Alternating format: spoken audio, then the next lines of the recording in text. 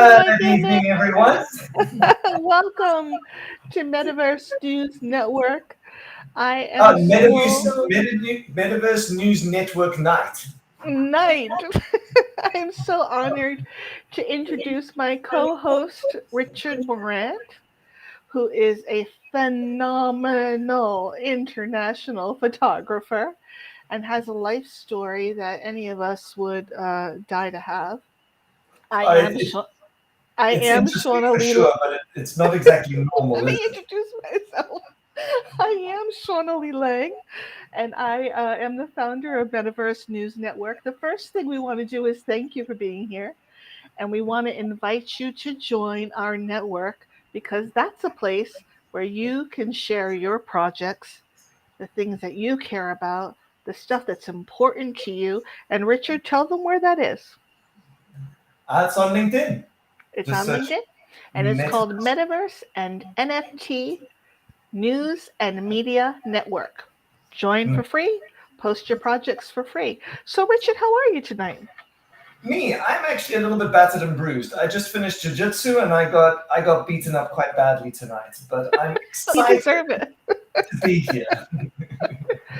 This is our first broadcast of what we hope to be many to come. We hope to do a weekly Wednesday night session. We invite comment and questions and participation. Tonight it's just myself and Richard, but we have a lineup through November and December of amazing and interesting people working in the metaverse and NFT space. We happen to think that you watching would be an excellent speaker too. So please contact us if you're interested. We'd love to have you on. So tonight we're just going to sort of ramble through a few things that Richard and I have been talking about and discuss and chit chat just through this next hour. But in sessions to and let's see, we got an error code. What is that error code, Richard? We got a little error. I don't know what that error was. That's all good. Richard is broadcasting from Oklahoma. I am broadcasting from California. And why don't we start? Tell us a little bit about your recent trip to South Africa. My life, a bit more interesting of a trip. I originated in South Africa. I grew up in the 80s in South Africa through all the political hoo-ha of that interesting period. And I was in nature conservation. So I grew up in the bush and I ended up studying nature conservation and wildlife management. I worked in the game reserves for a while. I worked in the Kruger Park. I worked in the Sabi Sands as a ranger. And then, what was it, early 2000?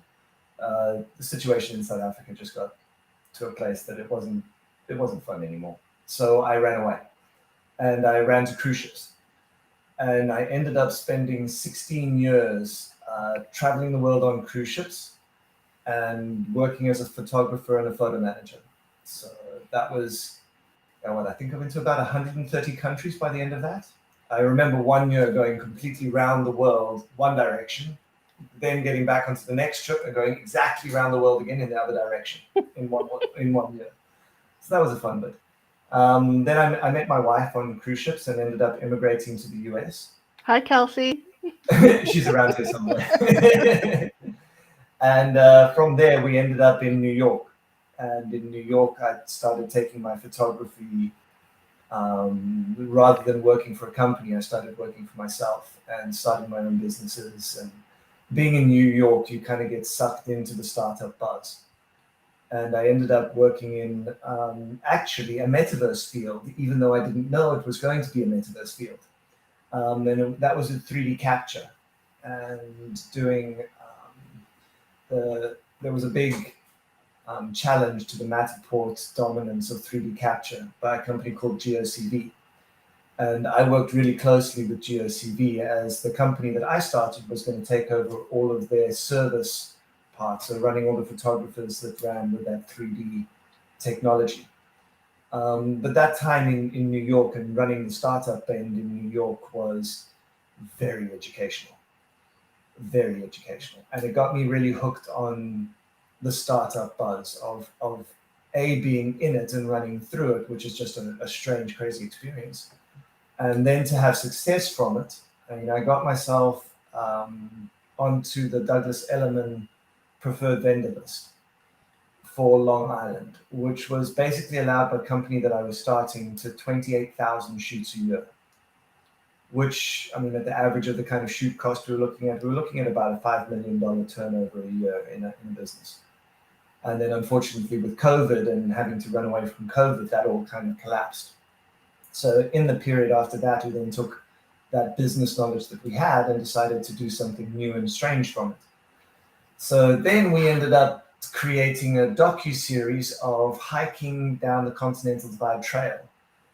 So during the height of COVID, so August last year, we started a 650-mile hike from the northern border of the US all the way down. We had to jump some bits like Colorado and so on, but we did 650 miles of the trail, starting at the northern border and ending at the southern terminus of the Mexican border. Great pivot during COVID. And from there, kind of joined on to finding and rebooting my photography career and NFTs and getting more involved in the new developments of what's happening with crypto, what's happening in the US.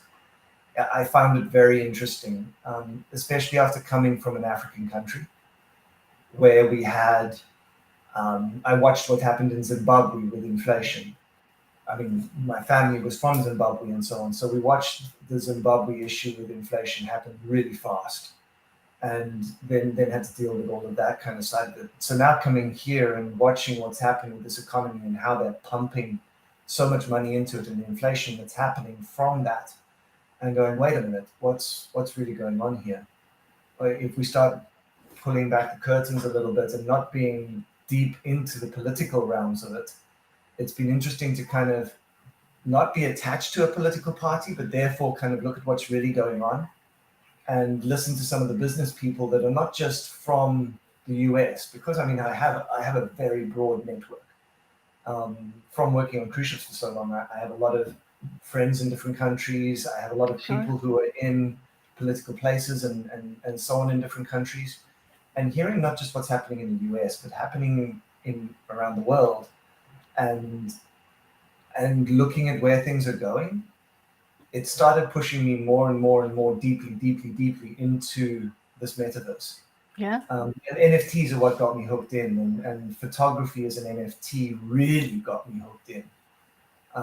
Particularly as knowing I was a photo manager, so I used to take care of a staff of about 20 photographers.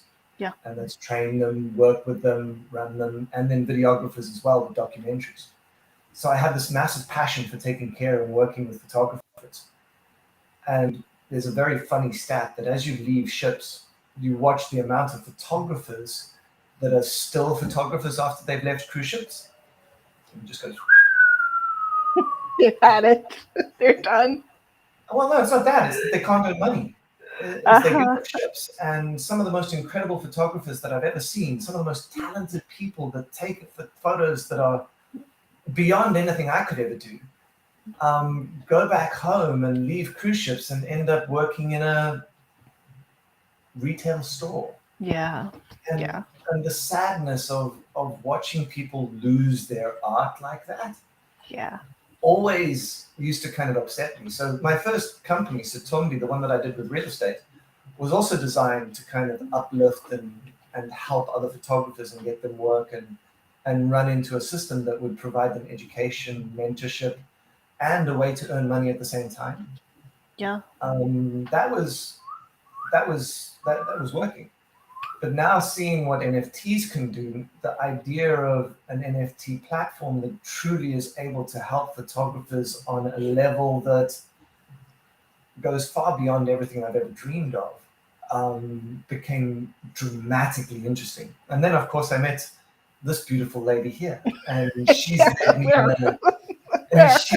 on an amazing journey into this. Her knowledge and her connections through this industry have been an education for sure. So what I would like to do is go, Shauna, how did Metaverse News Network start?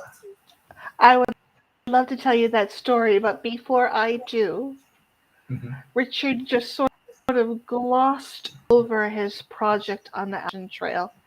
And I want to encourage, if you're listening tonight, to go and take the time to search out Kulu Treks, because this film that he and Kelsey, his wife, did together in their journey has so much heart and is absolutely so incredibly environmentally and naturally beautiful that it is absolutely awe inspiring and a true testament to love of the land. So I don't want to pass that by. Kulu Treks, and you got to see it. You got to see it to just know the heart that they put into it. Shauna, you're amazing. Thank you. It's a project that has been a heart project through the whole thing. I mean, as much as it was incredibly fun, the whole idea of the project was to give back. So with the project we raised, I mean, the stories that we've been able to get along the way with the Shoshone and the Arapaho people and in the Wind River tribe, and also like we started a whole lot of podcast series about what's going on the southern border and all that kind of thing. It's been an incredible experience for the people that it's connected. Being able to kind of connect the people in the Wind River with funding and with grants and with being able to use, I mean, they're even using some of the footage and some of the validation that they got from us to take to Congress.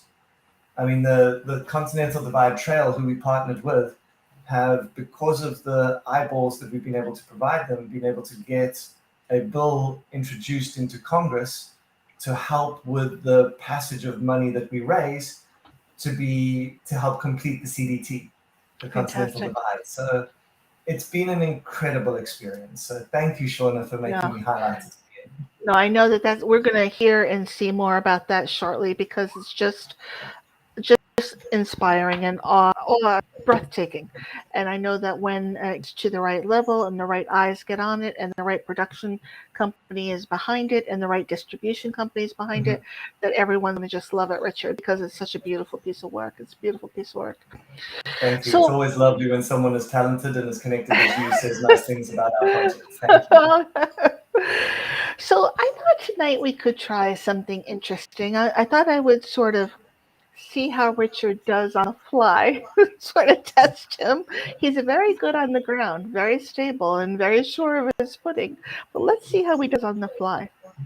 So, Do you know though that Shauna that if you've done that to me, I now get it to do it to you. So it's beware all what you good. It's all start. The good. games you begin shall continue.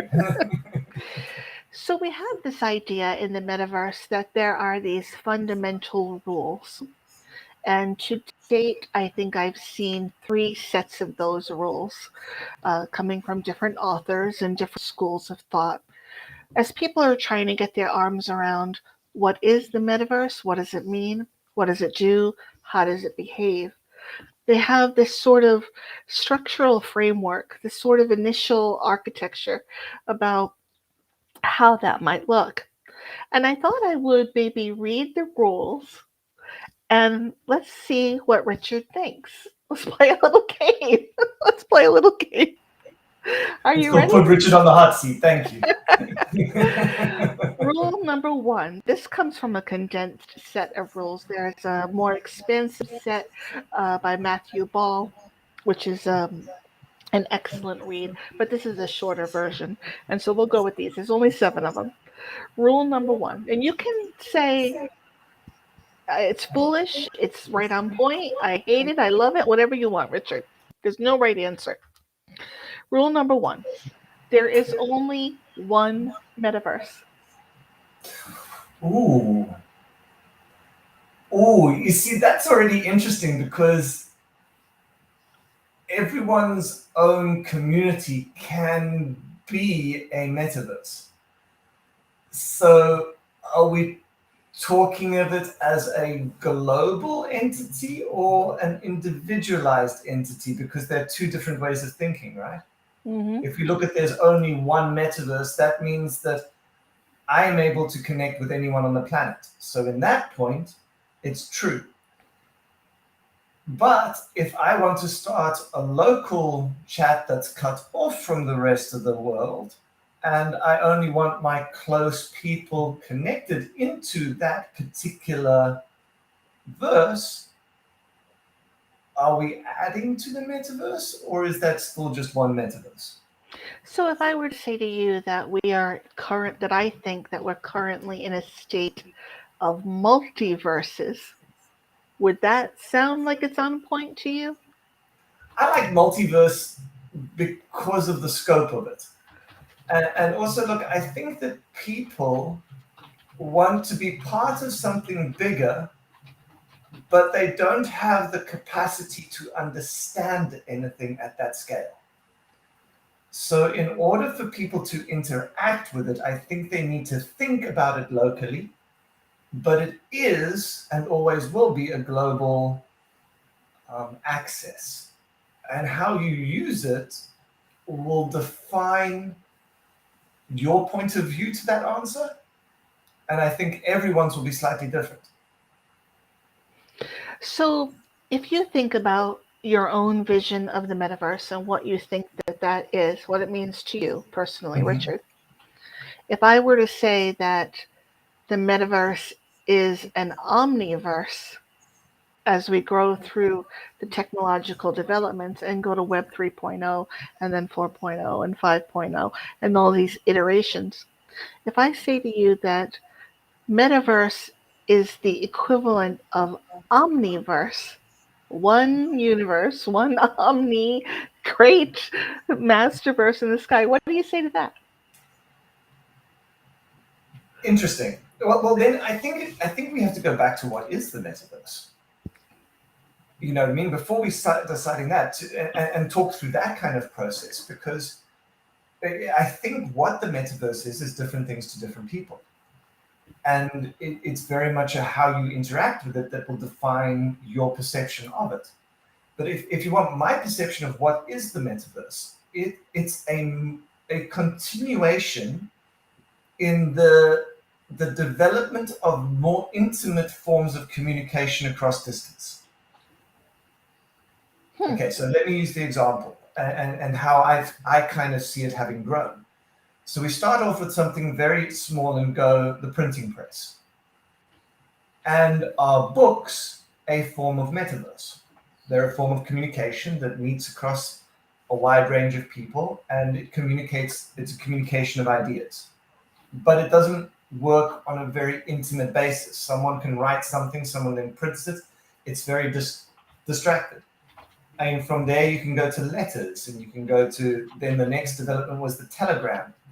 Again, not very intimate, but still a long distance form of communication. And then we go, okay, we step up and we go the telephone.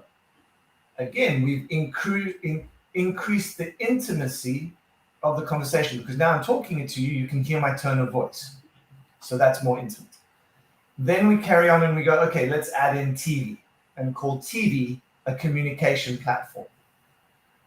It's a one-way platform that you can't interact with, but it's still a form of communication. Okay, so we call that in the next development. Then we can go from TV, think, okay, then the internet comes. And then we start off the internet with emails and things like that. So we kind of go backwards before we go forwards with that technology. And then from there, we get into video streaming. I mean, look at where we're sitting now, where we're able to have these kind of conversations. On LinkedIn. But again, it's just another layer of intimacy. You and I can see each other. Mm-hmm. We can react with each other. And I'm in Oklahoma and you in California.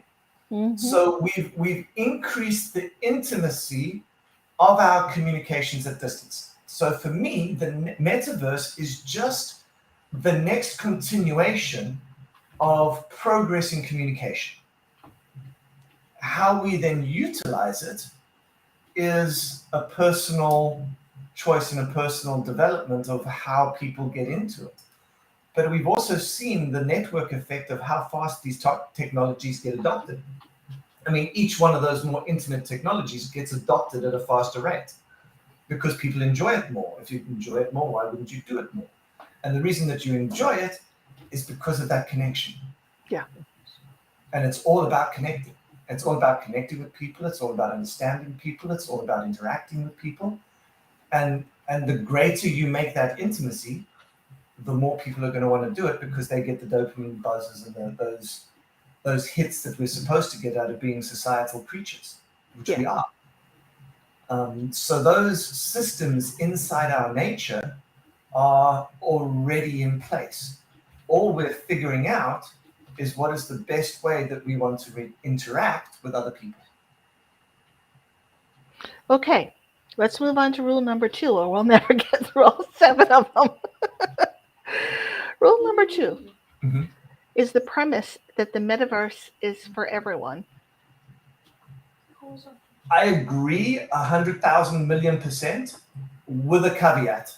Ooh, the range. And the caveat has to do with who has the technology to get into the metaverse.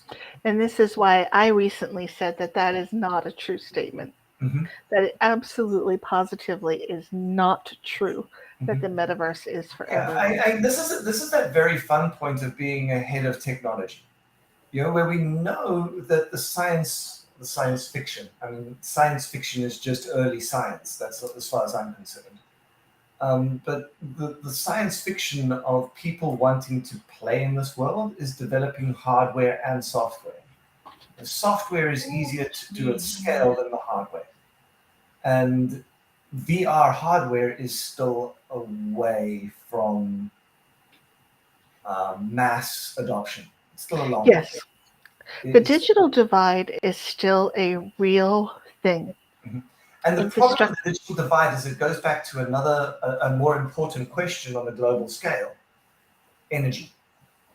Yes, but beyond even that, beyond the physical infrastructure, is the educational infrastructure of how people are going to be able to have the literacy to navigate this space, which is a technological space, a Mhm. financial space, an artistic, creative space, and Mhm. so much more.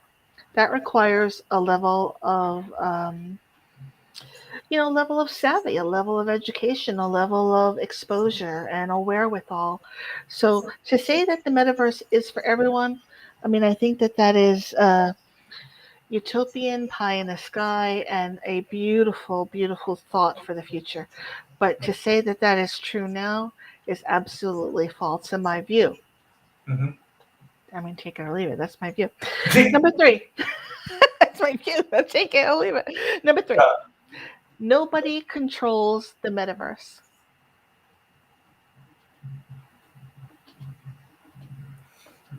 Is Facebook trying? I look at this from the crypto perspective. How If, so? if crypto and blockchain were derived out of an effort to upend the financial market and to move into a decentralized finance, Mhm. then those who are the, again, architects of crypto and blockchain, and those that have the established storehouses for the technological giants are really in control. And then also the piece of, we haven't touched base on where does the governance lie? How is this thing going to be? Will it be regulated? Will that be a centralized regulation, a decentralized regulation? Mhm. What will the rules be? The rules of play? So to be under the impression that nobody controls the metaverse to me is a very false impression. Mhm. There definitely has to be um, an architect, a body, a regulatory council, an international forum of global leaders. And maybe there'll be crypto leaders or maybe there'll be blockchain leaders, but you better believe they're going to be there. Yeah, and I think the other part that makes this interesting is who decides on the governance. Who decides? Because finally we're talking about a true global technology. We're not talking about a localized technology at all. We're talking global rights. Because let's just use an NFT for an example. If I have an NFT and I've made the NFT in South Africa, are the copyright laws from South Africa the Applicable. ones that govern that NFT?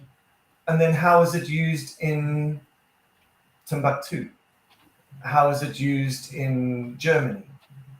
There's so many trans-border issues in the legalities of what's happening that governance is still a very interesting concept, because I mean we can't even decide on a global anything. Right. So now we have this global currency and this finite store of wealth that the world doesn't properly know how to deal with because of the shakeup that it can cause in the long term. And I And mean, what our I'm viewers don't know right now that I am privy to is I know you've been spending an incredible amount of time looking at the depth of what are usage rights and how do they apply? How do they apply to NFTs? How do Mhm. they apply to art? How do they apply to photography? How do they even apply to platforms? And quite And frankly, I mean, I've had meetings with a fair few lawyers over the last couple of weeks, and it's one of the things that I have to do, but it's not the most fun experience. But the yeah, problem with talking to lawyers about the space at the moment is they just come back with, I don't know. yeah, They have no precedent to work on. So one of the things that I'm interested in watching and seeing is, where is the first lawsuit going to be? And what's going to happen to that? Is it going to be in a US court? Is it going to be in a European court? And I suspect it will be a European one, not a US one. Just because the fact that I think that the US is behind dramatically on the growth curve in this space. mm, And the reason for that, I suspect, has got to do with the dollar. And the US wanting to protect the dollar as the planetary reserve currency. So there's a lot more growth in the crypto space in Europe than there is in the US. mm, I mean, Europe is already used to a trans-border currency. I mean, I remember I was working in Europe and traveling through Europe on the ships before the euro. And I remember the absolute, I'm not going to swear, crazy pile show that was at the time period, with border crossings and currencies and all of the shenanigans that entailed right. pre the euro. So now they've kind of been through that shift once. Another thing I'd like to just go back to on my history is, when I joined cruise ships, what we were very big on, what was happening at that time period, was the transition from analog photography to digital photography. So I was quite heavily involved with Princess Cruises of making that transition, because I've always Yeah. been a technologist. I've always been a technician. So I was always on the technical side of running things on the cruise ships. And we've seen a digitization process happen before. And there were losers and there were winners. I mean, how many Kodak companies have you seen? How many Yeah. Polaroid companies have you seen? There were losers. Sony now being a camera company. Wow. Phones now being, I mean, some of the most advanced cameras at the moment are cell phones by a long way. So that technology shift has already happened and across a lot of institutions. I mean, music, Napster. I mean, all of these examples we can go back to and look at and say, okay, finally, now someone's doing this for the financial world. And we've seen it take place before and know that there's a pathway that this happens as the acceptance to the new technology goes. So yeah, until those kind of global precedences have come through, the legal side of this is a deep minefield. Absolutely. So that leads us to number 4. Mm-hmm. The metaverse is open. Is the metaverse open? I'm just going to say, see previous question. The way I approach this one is primarily from a financial standpoint, although the educational and technical standpoints do apply that we just covered. Mm-hmm. But if I'm a creator and I have an NFT and my NFT is my gateway to the metaverse, I have to be able to put my NFT on a platform.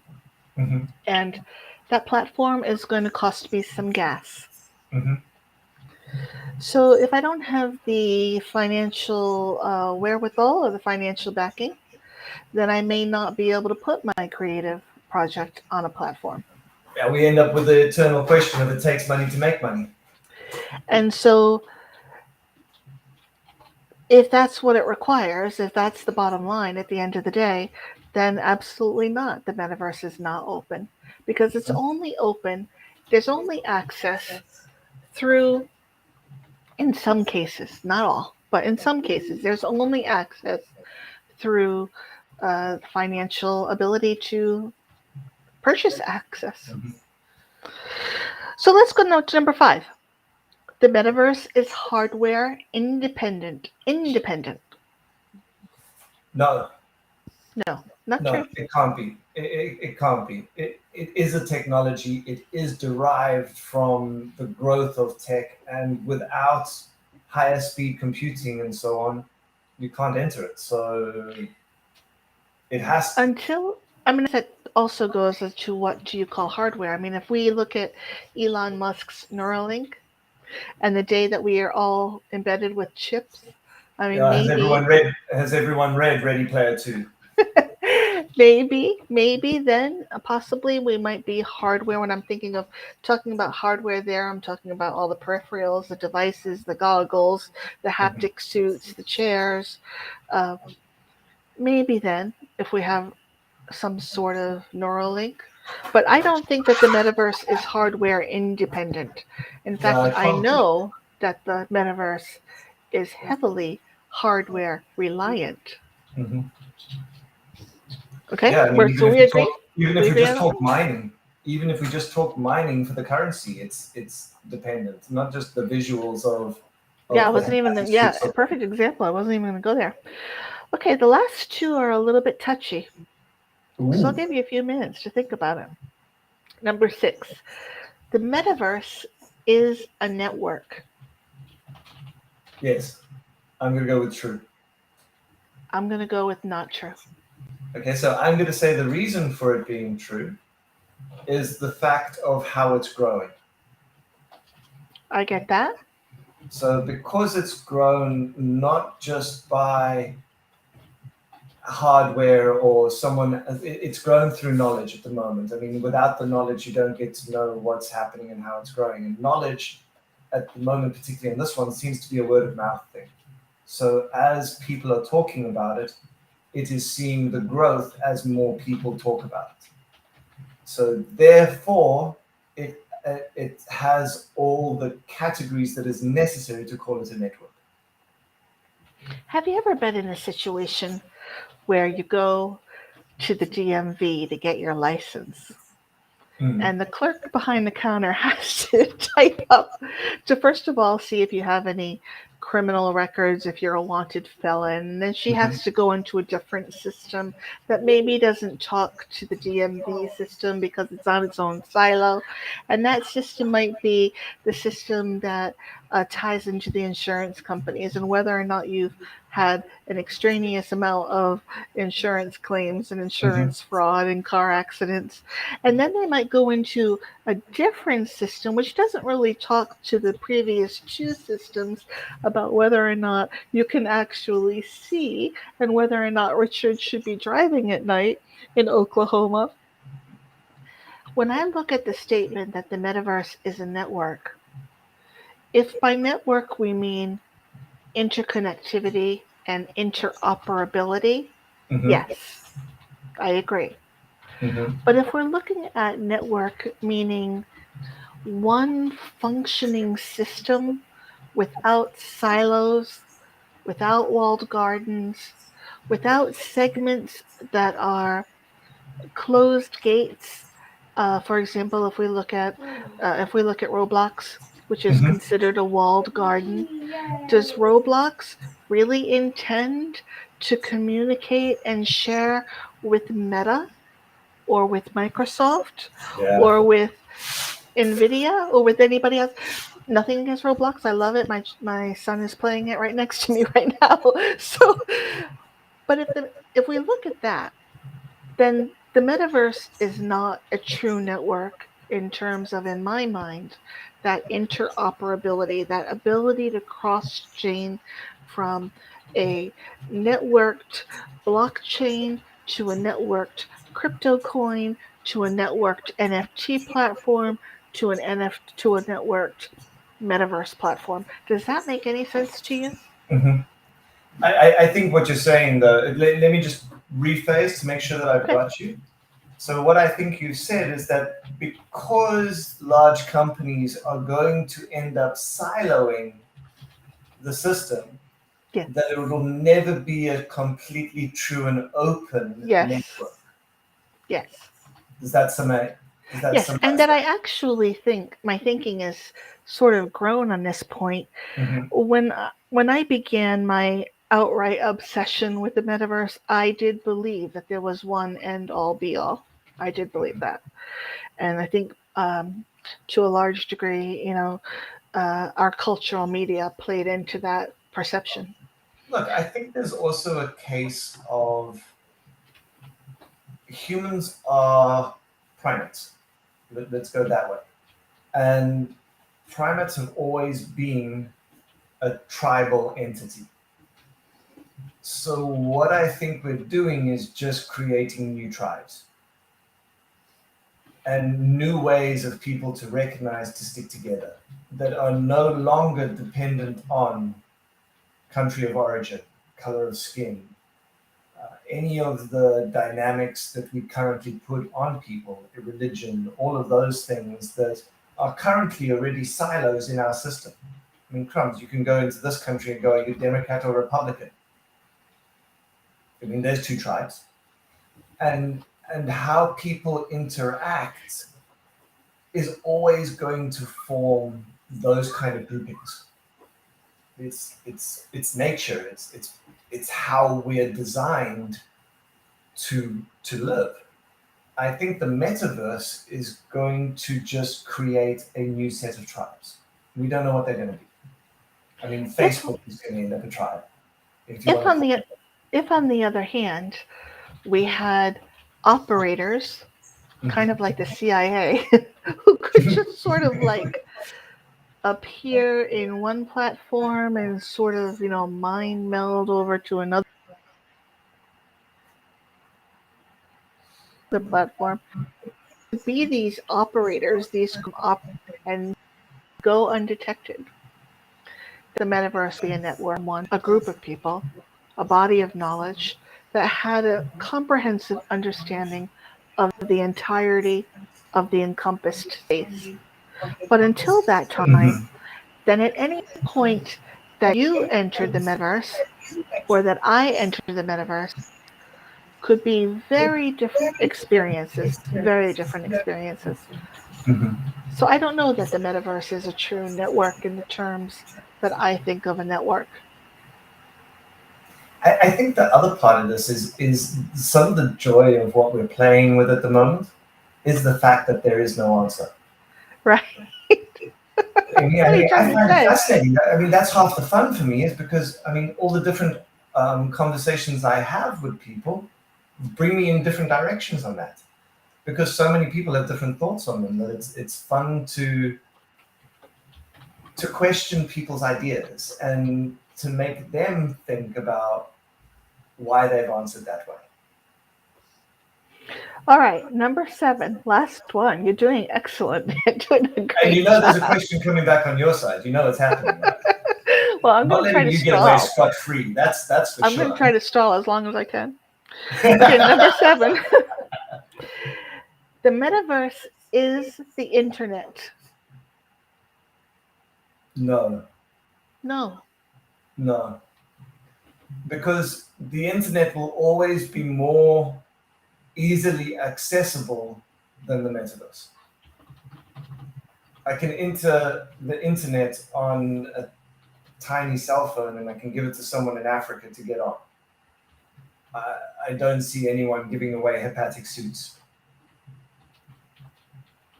To me, when So, I think about the internet, I liken it to I lived in Washington, D.C. for a while, and one of the most beautiful libraries I think I've ever been in has been the Library of Congress.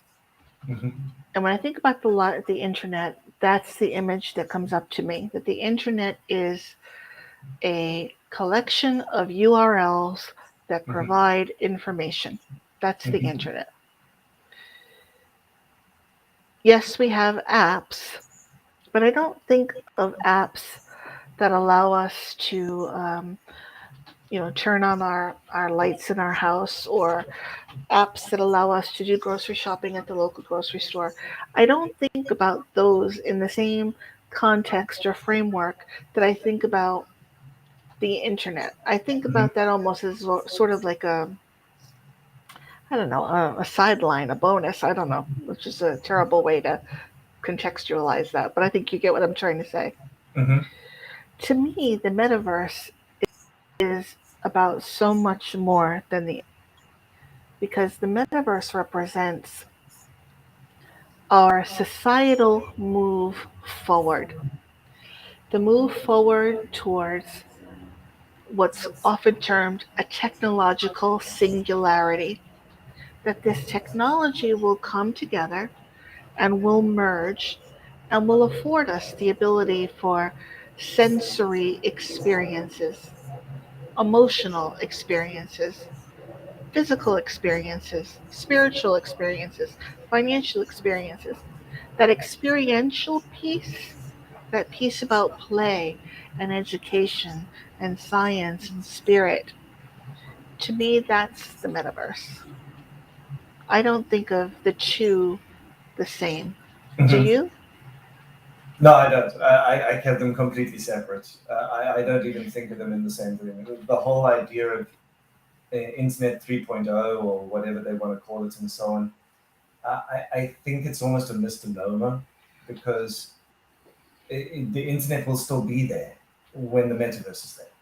You're not going to have, we're closing down the web 2.0 and the only way you'll ever now see it is the web 3.0 and that's the metaverse. That's not going to happen. So they end up being completely separate silos that are dependent on each other. Yeah. That's yeah. I don't see us getting rid of the internet. Mail is not going to be a VR thing. People are still going to have cell phones for the So, not for the near future. I so mean, I who knows? think one of the most exciting things is, that's an example of 7 rules of the metaverse that has different interpretations and different applications. Mhm. And because we're at such a nascent stage, it's so invigorating to me to think about that we can actually develop and form and grow this new entity into what we want it and need it to be beyond what we could ever imagine is just so creatively exciting to me. Let me ask you one last question before No, no, we. no, no, no, no, no. I'm pulling one in here. I asked you a question at the beginning of this game, I and don't you want ran to away. tell you. I don't want to So, tell. So okay. So what happened, truthfully, is that I have been an art advisor for many years mhm, and have done that in major metropolitan areas, Washington D.C. and the New York City tri-state area, mhm, and also in Florida. But I also am a professional working artist, and so I'm a producer of art. And for all of the years that I've been doing that, I've been producing art in an analog form, mhm, art made by my own hand. And to mhm, be quite frank with you, I never thought that digital art was really an art form. I considered it as sort of a snub that way. I kind of considered it as sort of outcropping of cartoons or animation. I mhm, never considered it in terms of a fine art. So digital art, I didn't want anything to do with it. I started showcasing works on Instagram because that's where we go to see art. mhm, And I kept noticing that these amazing, amazing digitally based environments were coming through as a pairing with the development of the gaming world. And that Mm-hmm. as gaming functions started to take a hold, that this beautiful, these characters and these environments and these storylines were just far beyond what I had given them credit for. So I started to take a look at the digital aspect of my own art advisory practices and how I was advising people in terms of how they could get placed in galleries, how they could develop their careers, Mm-hmm. how they could develop themselves as artists. And in the middle of the night, I don't sleep, I have insomnia. And at the middle of the night, at 3 o'clock in the morning, as is the case for me almost every single night, I woke up out of a dead sleep and heard the words NFT, the letters NFT, as clear as day. As clear as day, like somebody was in the room with me, as clear as day. And the next morning, that was it. It was all over. And the minute I started to explore the space, and there's still so much left to explore, even though I spend 28 hours a day doing it. The minute I started to explore the space, the opportunity of what it could mean for artists, for us culturally, for so many aspects of uh, overthrowing the existing art establishment, for creating an entirely new financial structure for art, for allowing art to reach a mass audience, a much wider audience, Mm-hmm. for allowing people the freedom and creative ability to grow in ways that have never been done before. I was completely sold. So it's NFT is a gateway drug because when you start an NFT, the next thing you know, you're into AR and then you're into VR and then you start jonesing for more and you have to get into the metaverse because it's just not enough to Mm-hmm. see what kinds of things have been happening. Lately, I've been um, consumed with Mm-hmm. this idea of the virtual land grabs Mm-hmm. and what that means for businesses and what that means for levels of application L1, L2, L3. So I'm looking at all kinds of geospatial, GPS, satellite based physical land that has now reconverted into the electronic space. So that if tomorrow we go to the Shake Shack in Oklahoma, Richard, Mm-hmm. we can buy that little Shake Shack spot and we can stick up a little a little stick about our chocolate shake that we had. And if the next day we go back to the Library of Congress in Washington, we can buy that land. And so to me, for businesses, for business to business, for business to consumer, for business to avatar, virtual land grab is the next iteration of the metaverse. I think we will transition from gaming to real estate to then something much more. So that's the answer. I heard it at 3 o'clock in the morning. I have to agree with you on one thing though. NFTs is the gateway drug Yes. by a long way. I even think NFTs are the gateway drug back into crypto. I think more people will accept NFTs before they accept crypto. And once you've accepted NFT, then you will accept crypto easier. But I think NFTs are the root of change that all of this runs on. Just today, I saw a graphic that showed the rate of adoption of the internet from, I'm going to say, early 80s to mid 80s to current day. Mm-hmm. And it was a predictable incline at Yes. an angle of exponential Yeah, growth. that's what we were talking about, network adoption. Network adoption always has the same curve. And what they showed is that for the time that crypto has been in the greater consciousness, Mm-hmm. that the trend line for crypto adoption matches exactly to the adoption of internet. Mm-hmm. So that tells us that being at such an early stage for crypto, uh, where can it go in the future? Yeah. I mean, what's fun about those adoption curves is they're so repeatable. If you watch the adoption curve for the internet, I mean, we're in the Yes. same place now as 1997, 150 million users. So 1997, that's the point where we get to. But if you take that growth curve of the internet and you put it over Facebook as well, same thing. You put it over Google, same thing. Same thing. They all of them that network growth curve, and that's why when you asked is the metaverse a network, I said yes because of the growth curve of how that then works.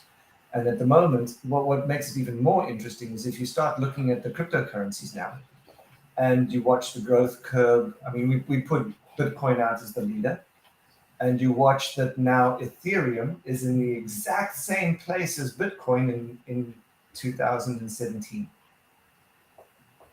What's even more interesting is if you go further down into the altcoins and you look at Solana, Solana is now in exactly the same place as Ethereum in 2017.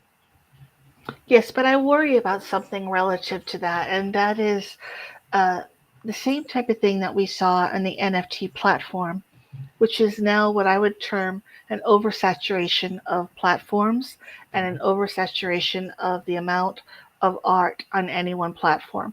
So that the moment that I go onto the platform and I start scanning through the images, there comes a certain point where the brain, the eye, and the hand can't take it anymore. And you just sort of like, okay, I'm done.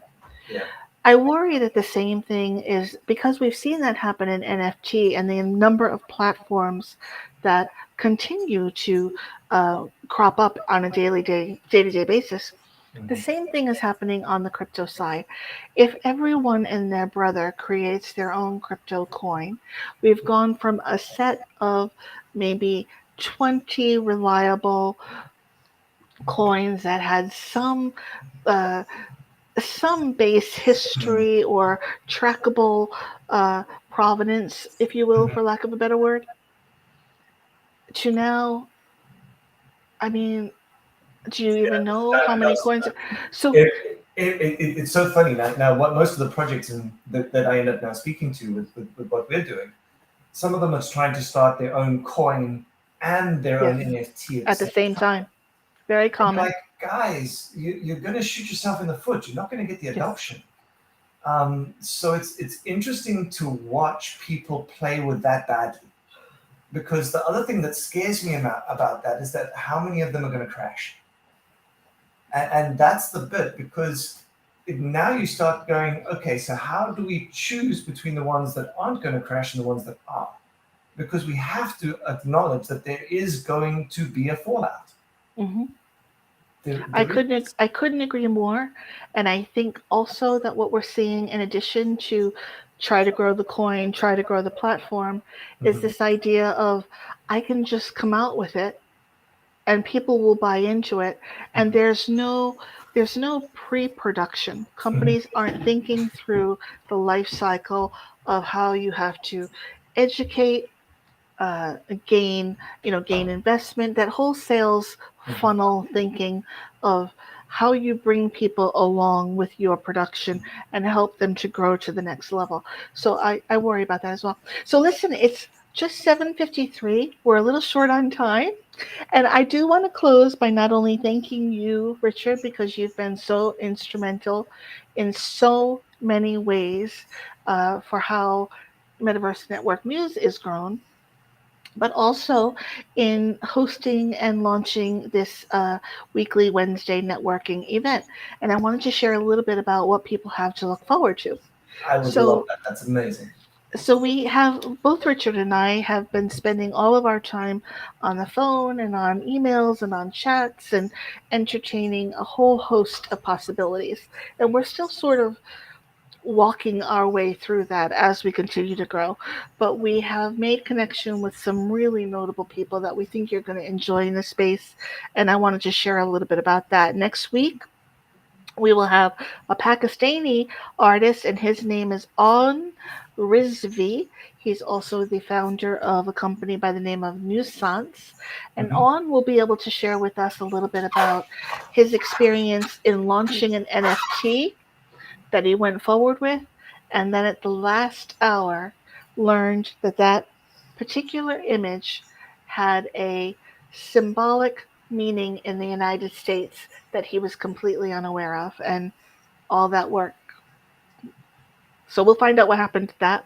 And then on the 24th, the night before Thanksgiving, we have Paul King from the PFP Daily Magazine, and we have Kenneth Pasmino, who wrote The Idiot's Guide to the Metaverse. So we'll have two writer types with us on the 24th. On December 1st, we have Emmanuel Ruddock, and he is a gentleman out of UK who is working on blockchain, crypto, and NFT, particularly for African Americans. He's very centered on Black owned business, Black owned finance, Black owned coin. We want to support him. Very intelligent, smart, incredible guy with a love of the space that's phenomenal. So I know you're going to enjoy that on December 1st. On December 8th, we're hoping to be able to secure Alex Vico, you love, who is also an advisor to Metaverse News Network. And Alex is a cyberneticist and a futurist who talks about things like where do we go from this technical singularity into the future. And then moving along on the 15th, we have somebody coming out of Dubai. Amrita Sethi is a notable and I would border on almost famous artist in Dubai. She recently sold an NFT for $100,000, and she also did one of Dubai's first interactive on the Dubai circuit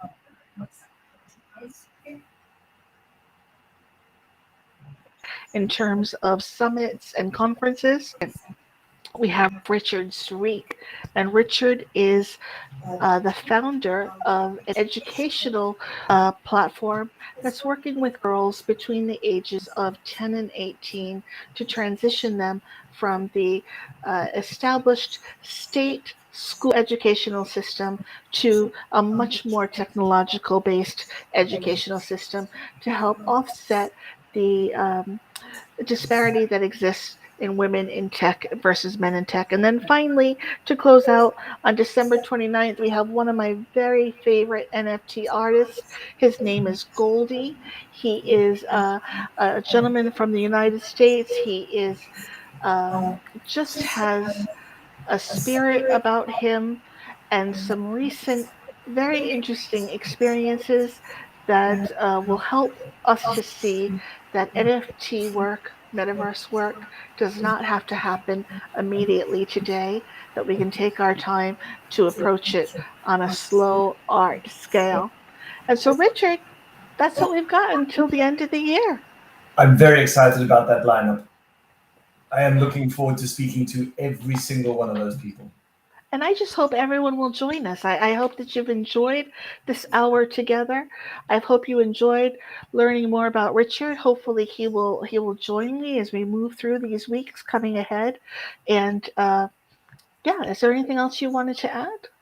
No, I just thank you for all you do for this community. I mean, the first thing that we need to do, or last thing we need to do, is make sure that everyone understands the amount of work that you're doing for everyone. So I would like to thank you personally for all you've done for me, and from the group for all that you do for all of us. Because without you, this wouldn't have happened. So thank you from all of us for all the effort that you put in to all of us. That's very kind. Just very kind. Thank you so much. All right, guys. Well, have a beautiful night. Take good care. Happy Veterans Day tomorrow. And we will see you again next Wednesday night, November 17th. Same time, same place, 7 p.m. You'll be seeing our post, I'm sure.